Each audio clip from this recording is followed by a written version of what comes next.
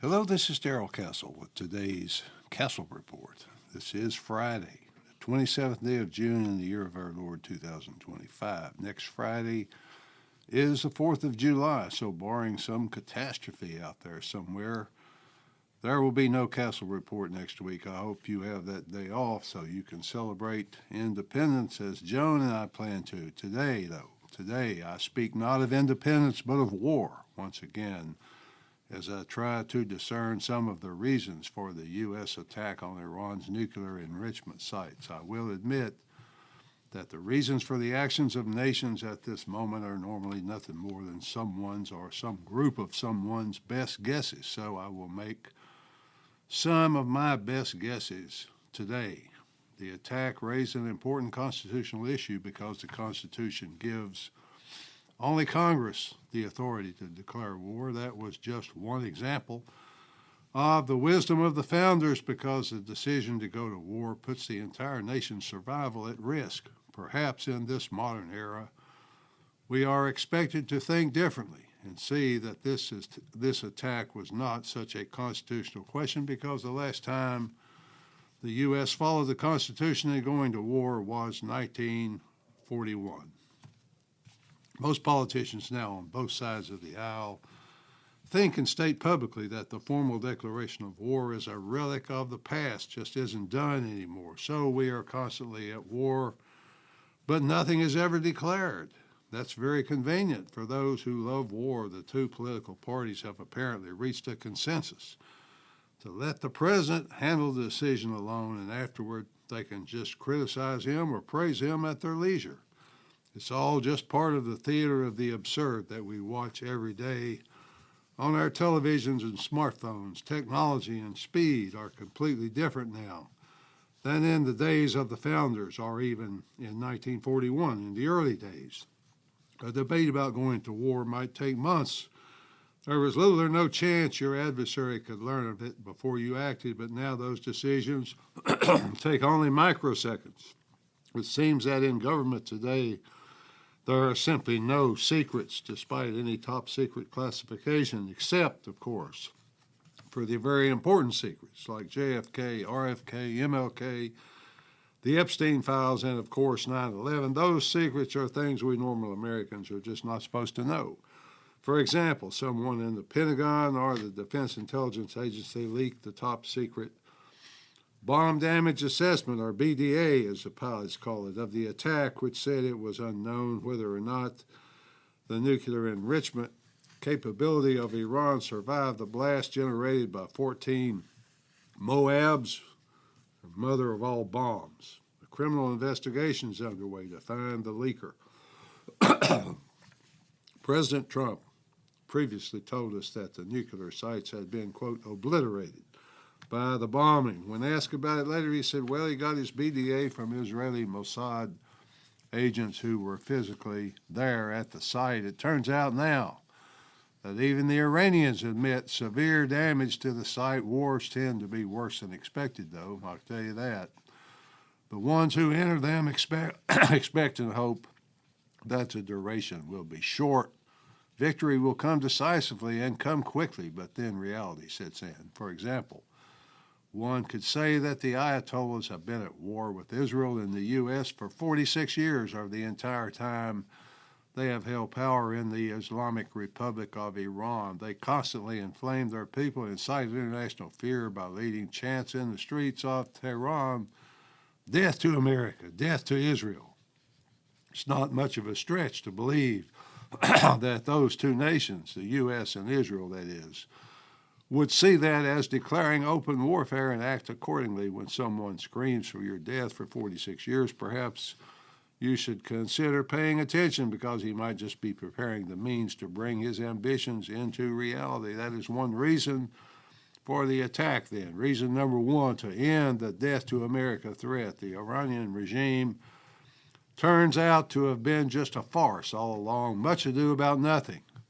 What the North Vietnamese used to call America, just a paper tiger. It was a kind of country that reminds one of the movie sets you might see on a guided tour of the studio, all just fake However, in the U.S., there seems to be a tendency to fear the worst in any situation.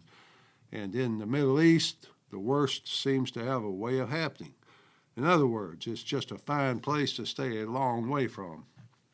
The reasons for the war are limited only by one's imagination, but one of the prime reasons, i.e., justifications for the attack, was an apparently false appraisal at the last minute by the International Atomic Energy Agency, or IAEA, which showed Iran could have a nuclear weapon within 2 weeks. It turns out that that report came not from boots on the ground, but from an AI software on Palantir using a $50 million AI system to sift through all the data points available. In other words, it just made it up. That report gave Israel the cover that it needed for the attack, and as it turns out, the report was nothing more than just inferred hostile intent, but it made Netanyahu's decision to go to war justifiable. Later, on June 17th, after the attack by Israel, the IAEA issued a statement through its head, a Mr. Grossi. Quote, "We do not have any evidence of a systemic effort by Iran to move to a nuclear weapon," end quote. Iran Foreign Minister Ismail Baqi on June 19th, quote, "This is too late, Mr. Grossi. You obscured this truth in your absolutely biased report that was instrumentalized by E3/US to craft a resolution with baseless allegations of Iranian noncompliance. The same resolution was then utilized as a final pretext by a genocidal warmongering regime to wage a war of aggression on Iran and to launch an unlawful attack on our peaceful nuclear facilities," end quote.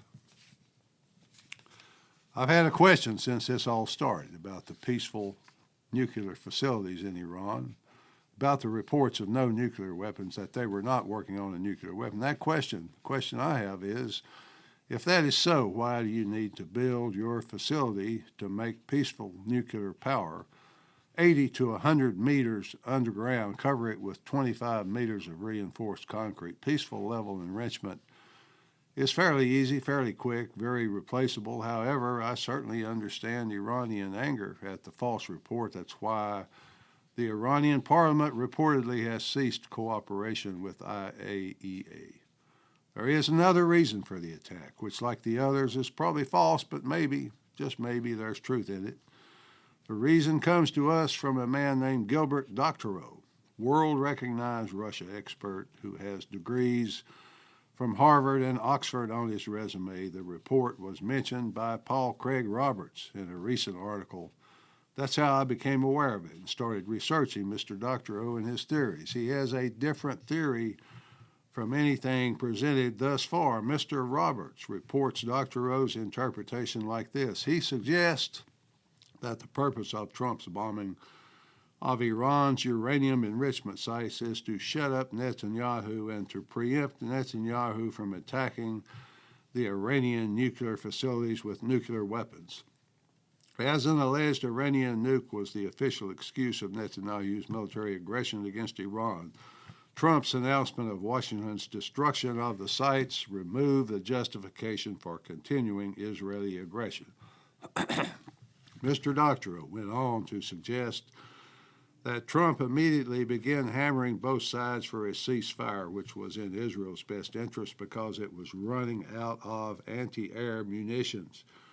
Iran's retaliatory strike against the U.S. base in Qatar was part of the political theater intended to end the conflict. Mr. Doctorow, as Mr. Roberts put it, shows us a more intelligent Trump than he showed himself by only appearing to draw us into another endless Mideast war. He just appeared to be doing that, Mr. Doctorow says. Maybe he was right. Time will tell, folks. I can tell of another reason, or perhaps it's just a result of what happened. That is the demonstration to the world that Trump displayed the secrecy maintained throughout the deception of pretending to send the tankers and the bombers west when they were actually going east. The incredibly awesome power of 7 B-2 bombers flying from Missouri all the way to Iran and back in 36 hours, carrying 14 GBU-57 30,000-pound bombs on board, putting those bombs within 1 meter of the target from high above the earth, all without a single Iranian defensive aircraft taking off, not one single shot fired against them, not a single casualty except those inside the nuclear site themselves. That was indeed awesome.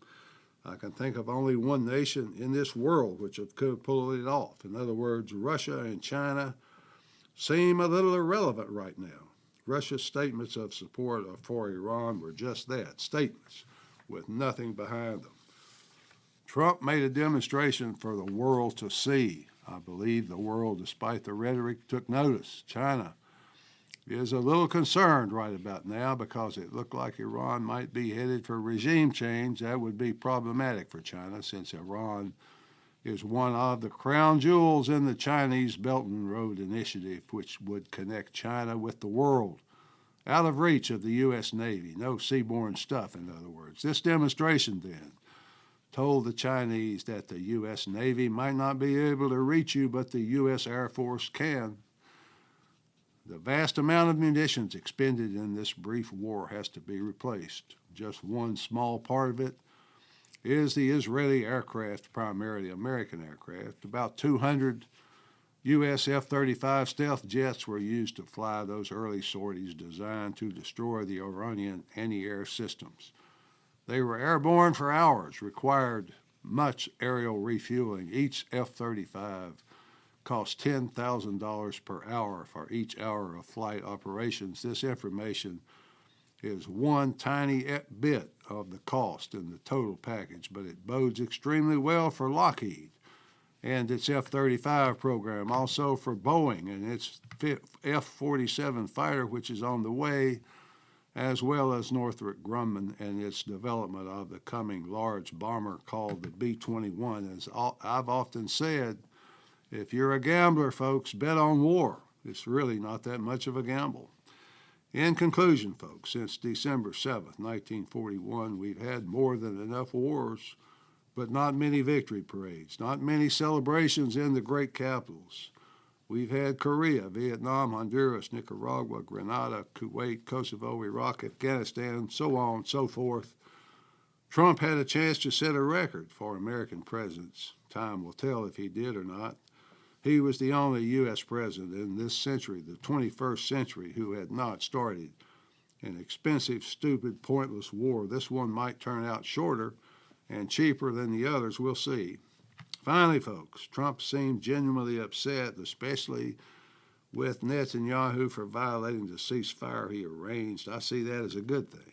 I pray the ceasefire holds. We owe Trump a debt of gratitude for removing Netanyahu's last excuse for war with Iran. Pray for peace, folks, whether you hate him or whether you love him. Pray the ceasefire holds. At least that's the way I see it. Until July 11th, then, God willing, folks, this is Darrell Castle. Thanks for listening.